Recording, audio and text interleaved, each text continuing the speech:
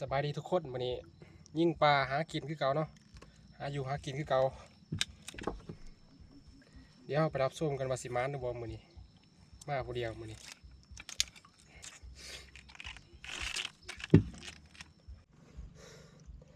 เปลี่ยนหน่อย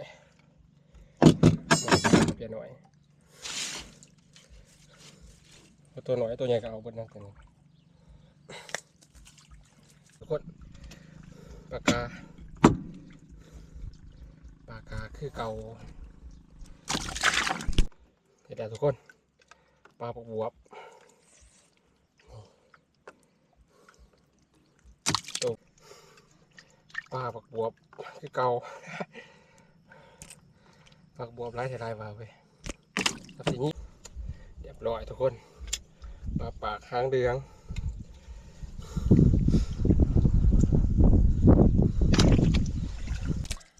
ทุกคนคือเก่าทุกคนปลาเพียคือเก่าเพียน้อยคือเก่า